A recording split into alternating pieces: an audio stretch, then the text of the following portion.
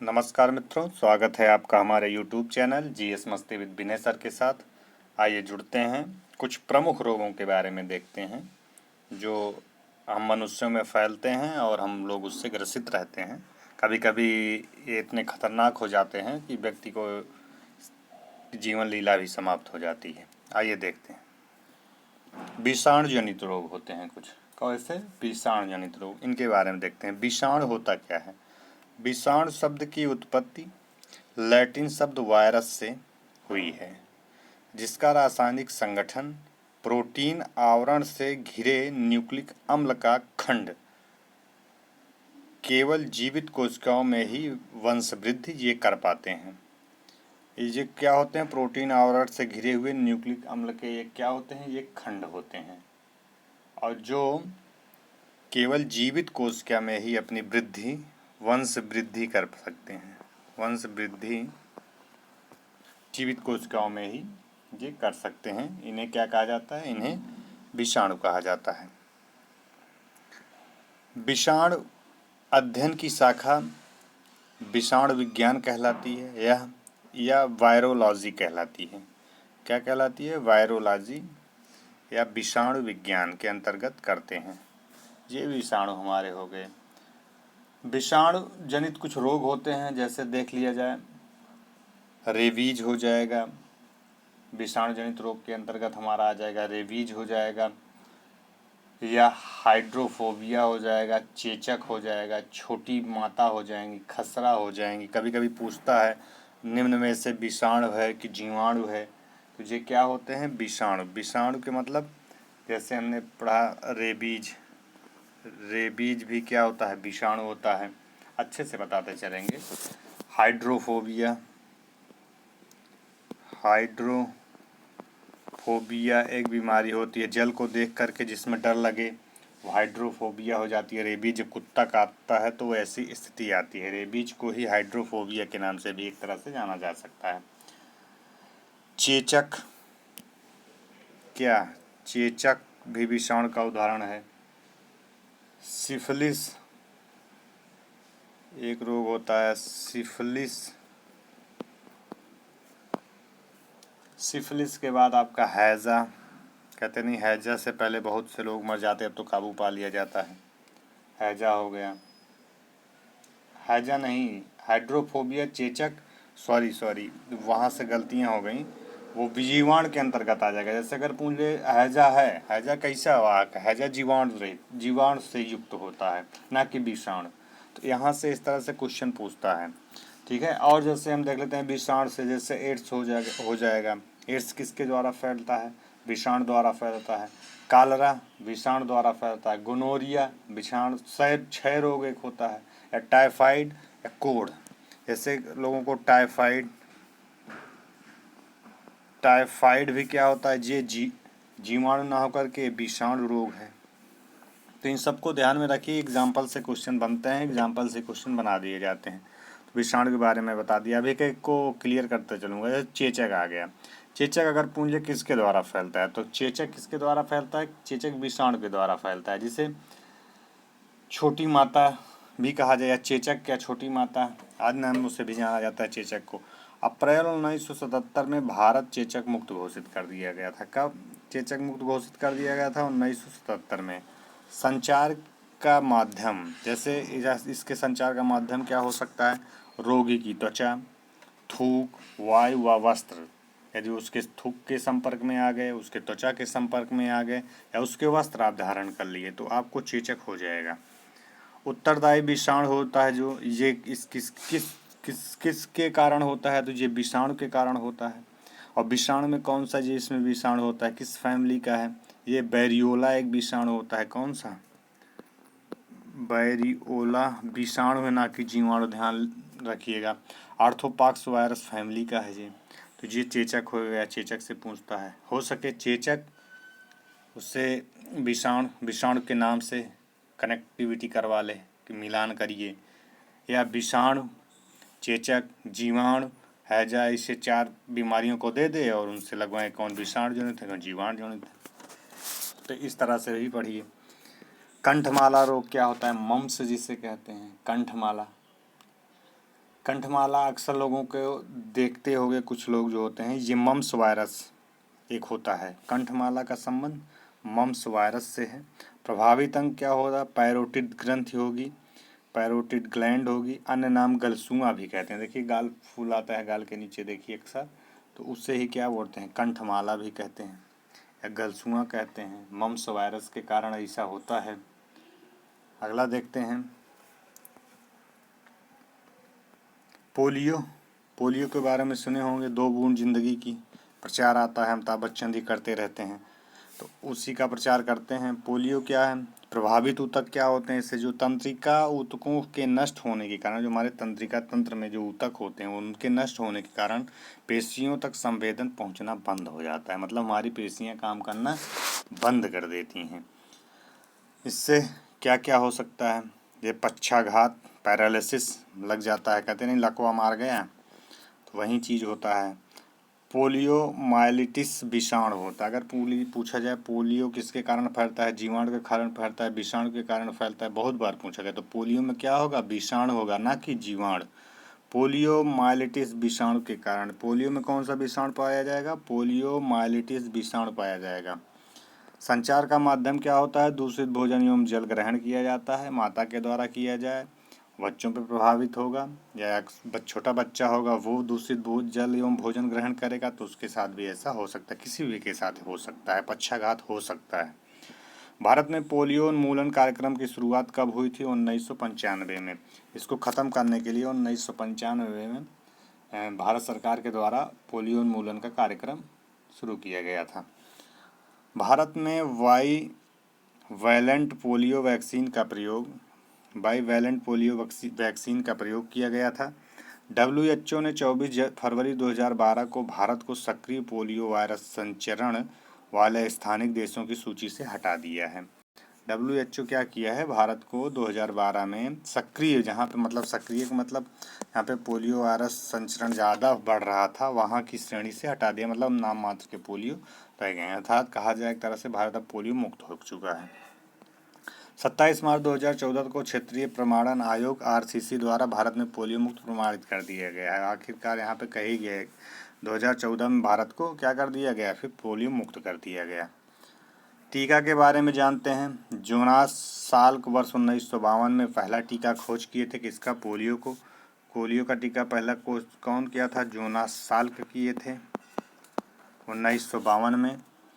Albert Sabin पहली oral polio vaccine की खोज किए थे। एक अल्बर्ट साबिन थे, पहली ओरल पोलियो वैक्सीन की खोज किए थे। आइए देखते हैं हेपेटाइटिस बी। ये हेपेटाइटिस बी होता क्या है, कैसे फैलता है, क्या कारण है इसके? बहुत ही खतरनाक बीमारी होती है। कारण हेपर DNA वायरस परिवार का ये सदस्य होता है। प्रभावित अंग इससे लीवर आपका प्रभावित हो जाता है, कहते हैं पीलिया हो गई है। लक्षण क्या होते हैं? लीवर में सूजन एवं जलन होगी। संचार का माध्यम क्या होता है? संक्रामक शारीरिक द्रव, इन्फेक्टेड बॉडी फ्लूइड्स जो होंगे, संक्रामक शारीरिक द्रव होंगे, उनके कारण पीलिया होता है। अगला देखते हैं डेंगू। अभी बहुत ही चर्चा में रहा है डेंगू से बहुत सारे लोग प्रभावित हुए हैं, ग्रसित हुए हैं, तो इसके बारे में देखते हैं। यह डेंगू नामक वायरस से फैलने वाली बीमारी है। इसका अन्य नाम हड्डी तोड़ ज्वर भी है। अगर कहा जाए हड्डी तोड़ ज्वर, कारण डेंगू वायरस से हमने बताया फैलने वाली बीमारी है, डेंगू नामक वायरस से। बहुत बार पूछा है, कभी कभी क्वेश्चन बनाएगा, निम्न में से मच्छर वाहक बीमारी है एक जैसे PCS 2021 में बनाया था, तो 3 बीमारियां मच्छर से थी, एक बीमारियां मच्छर से नहीं थी, तो सीसी मच्छी से थी, तो वहाँ पे टिक लगाना था। नहीं है तो जो सीसी मच्छी वाली बीमारी उस पर टिक लगाना था। तो इस प्रकार से भी क्वेश्चन बनते हैं। मच्छरों से जो जो बीमारियां फैलती हैं वहाँ से क्वेश्चन वो बना सकता है एग्जामिनर, 2021 में बना भी है। आप देखिएगा, रोगवाहक एडीज एडीज, एल्बोपिक्स व क्यूलेक्स फैटिगेंस नामक मच्छर होते हैं। इनके मच्छरों के ये नाम हैं, रोगवाहक जो होंगे। लक्षण क्या होगा? रक्त में प्लेटलेट्स की संख्या का तेजी से गिरना, तीव्र शरीर दर्द के साथ तेज बुखार आएगा, सर दर्द करेगा, पूरा शरीर टूटेगा, मतलब बहुत ही ज़्यादा व्यक्ति इसमें प्रभावित होता है। तो ये किसके द्वारा होता है? मच्छरों के द्वारा फैलता है। और रोग वाहक आप देख ही लिए, एडीज इजिप्ट होंगे, एडीज एल्बो पिक्टस होंगे, व क्यूलेक्स होंगे, फैटिगेंस, ये सब मच्छर के नाम हैं, क्यूलेक्स, फैटिगेंस वगैरह। तो ये सब आपकी प्लेटलेट्स को गिरा देते हैं और व्यक्ति इसमें व्यक्ति की मृत्यु भी हो जाती है। अगला देखते हैं, रेबीज के बारे में देख लिया जाता है। रेबीज क्या है? तो रेबीज प्रभावित अंग केंद्रीय नाड़ी आपकी होती है। इसमें कारण क्या होता है? रेबीज वायरस के कारण वो प्रभावित हो जाती है। अन्य नाम इसके जलांतक भी हैं, जलांतक, हाइड्रोफोबिया रेबीज के अन्य नाम हैं। संचार का माध्यम क्या होता है? कुत्ता काट ले, बिल्ली काट ले, चमगादड़, लोमड़ी व रैकून आदि जंतुओं द्वारा प्रसारित होते हैं। इनके काटने से या इनका दूषित भोजन करने से, इनके द्वारा खाए गए भोजन को खाने से तो रेबीज नामक बीमारी फैल जाती है। वैक्सीन खोजकर्ता, इसकी वैक्सीन की खोजकर्ता कौन से? लुईस पाश्चर थे। ये बहुत बार पूछा गया है, वेरी इंपॉर्टेंट है। छोटी परीक्षा हो चाहे बड़ी परीक्षा हो, डायरेक्ट मिलान के लिए खोज करता लुई पाश्चर। वर्ष 1885 ईस्वी में इन्होंने खोज किया था। प्रथम वैक्सीन प्राप्त करता जोसेफ मेस्टर थे। प्रमुख लक्षण क्या होते हैं? पानी से डर लगना, तेज बुखार आना, ये सब क्या है? रेबीज हाइड्रोफोबिया के लक्षण हैं। पीत ज्वर क्या होता है? येलो फीवर वायरस के कारण होता है। रोगवाहक एडीज मच्छर, एडीज इजिप्टी के कारण फैलता है पीत ज्वर। किसके कारण? एडीज इजिप्टी के कारण फैलता है पीत ज्वर। यह भी एक वायरस जनित बीमारी है जिसका वाहक एडीज इजिप्टी मच्छर होता है। क्लियर? हम लोग अगला देखते हैं, एडीज मच्छर के बारे में ही देख लेते हैं। एडीज मच्छर ये देख रहे हैं, वाहित रोग, पीत ज्वर, डेंगू ज्वर, चिकनगुनिया, चीका ज्वर, मायो ज्वर, मायो, चीका, चिकन, डेंगू, पीत ज्वर जितने हैं ये सब किसके कारण फैलते हैं? एडीज मच्छर के कारण फैलते हैं। अन्य नाम टाइगर मच्छर भी है इसका। क्या नाम है? टाइगर मच्छर। पहचान, पैरों पर सफ़ेद धारियाँ। इनकी अगर पहचान करना हो तो इनके पैरों पे सफ़ेद धारियाँ होंगी इन पर, इस प्रकार के मच्छरों को, और ये बहुत खतरनाक होते हैं। तो ये सब चिकनगुनिया वगैरह, चिकनगुनिया में क्या होता है? यह एक चिकनगुनिया वायरस से फैलने वाली बीमारी है। इसका वाहक भी एडीज मच्छर होता है।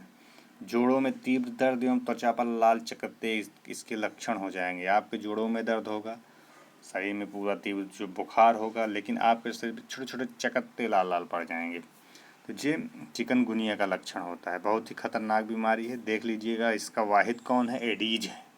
मच्छर की पहचान कैसे करेंगे? इसका पैर सफ़ेद हो, इसके पैर में छोटे छोटे धब्बे होंगे वाइट कलर के, उससे क्लियर हो जाएगा ये मच्छर कैसा है? एडीज है। आइए और देखते हैं, जापानी इंसेफेलाइटिस क्या होता है? जापानी इंसेफेलाइटिस यह एक विषाणु जनित रोग है। इस रोग का उद्गम सर्वप्रथम जापान में हुआ था। कहाँ पे हुआ था? अगर देखा जाए जापान, सर्वप्रथम उद्गम जो हुआ था इसका, जापानी इंसेफेलाइटिस जापान में हुआ था। इसी कारण इसे जापानी इंसेफेलाइटिस कहा जाता है। यह रोग जो होता है क्यूलेक्स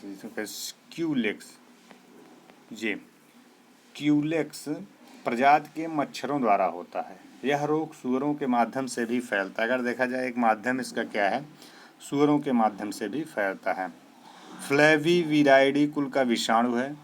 रोग हमने बताया क्यूलेक्स मच्छर। उत्तर प्रदेश के पूर्वांचल में बच्चों हेतु एंडेमिक महामारी से घोषित किया गया। अगर उत्तर प्रदेश में देखा जाए, पूर्वांचल जिला है, गोरखपुर का तराई क्षेत्र अगर देखा जाए, वहाँ पे ज़्यादा से ज़्यादा बच्चे इस प्रकार की बीमारी से पीड़ित हैं, इसलिए वहाँ पे इससे एंडेमिक घोषित कर दिया गया है।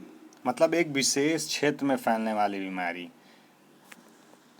अगला देखते हैं, महामारी उसको कर दिया गया, वहाँ पे महामारी का रूप धारण कर लेता है। देखते हैं एड्स क्या होता है। एड्स संचार का माध्यम आप देख ही रहे होंगे। क्या है? असुरक्षित लैंगिक संभोग होगा, दूषित रक्ताधान होगा। यदि आप असुरक्षित संभोग करते हैं या दूषित रक्ताधान, किसी जो है वायरस ग्रसित व्यक्ति का रक्त लेते हैं, ग्रहण करते हैं, तब भी आपको एड्स होने की संभावनाएं हैं। संक्रमित माता से अपरा द्वारा शिशु को जो माता होगी यदि वह संक्रमित है तो उसके द्वारा पैदा होने वाला बच्चा वो भी इससे ग्रसित हो जाता है। विश्व में HIV के 9 उप प्रकार हैं। भारत में HIV का C टाइप प्रभावी। कारण क्या है? HIV ह्यूमन इम्यूनोडिफिशियंसी वायरस है। इसका फुल फॉर्म भी कभी कभी पूछता है HIV का। ह्यूमन इम्यूनोडिफिशियंसी वायरस होता है, विषाणु होता है। प्रभावित अंग शरीर की प्रतिरक्षा प्रणाली इससे प्रभावित होती है। प्रभाव कहाँ पे होता है? टी लिम्फोसाइट नामक प्रतिरक्षी श्वेत रक्त कोशिकाओं में WBC का नष्ट हो जाना, अनेक संक्रामक रोगों से ग्रसित होकर रोगी की मृत्यु हो जाना। बहुत सारे रोग घेर लेंगे उस व्यक्ति को, WBC नष्ट हो जाता है और अंत में उसकी मृत्यु हो जाती है। विश्व एड्स दिवस से बहुत बार पूछता है, मनाया जाता है। विश्व एड्स दिवस 1 दिसंबर को मनाया जाता है। चार्ल्स रॉबर्ट सी गैलो द्वारा HTLV-3 human T cell leukaemia virus नामक एड्स कारक की खोज की।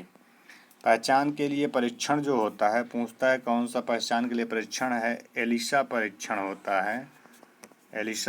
होता है। वेस्टर्न ब्लॉट होता है। किसके संचरण नहीं होता है? किससे? सूखे चुंबन से, हाथ मिलाने या साथ रहने से, खांसी व छींक से, मच्छर व खटमल के काटने से। अगर कहा जाए क्या एड्स मच्छर व खटमल के काटने से हो सकता है, तो ऐसा नहीं है, नहीं होगा। खांसी से होगा, नहीं होगा। छींक आती है व्यक्ति के पास हो तब भी नहीं होगा। हाथ मिलाते हो एड्स संक्रमित व्यक्ति से तब भी एड्स नहीं होने वाला है। साथ रहते हो तब भी नहीं होगा। सूखे चुंबन करते हो तब भी नहीं होगा। केवल जब तक आप शारीरिक संबंध नहीं बनाते और उसके रक्त ग्रहण नहीं करते हैं तब तक आपको HIV होने वाला नहीं है। इसलिए इस प्रकार की भ्रांतियों से हटें कि जिनके साथ है उनका पूर्ण सहयोग करें, उनको अच्छा मोटिवेट करें, जिससे वह भी अपनी थोड़ी बहुत जो लाइफ बची है जी सकें। मित्रों, यदि यह वीडियो अच्छा लगा हो तो इसे शेयर और सब्सक्राइब करिए। हम मिलते हैं अपना पुनः दूसरे वाले वीडियो में। धन्यवाद मित्रों।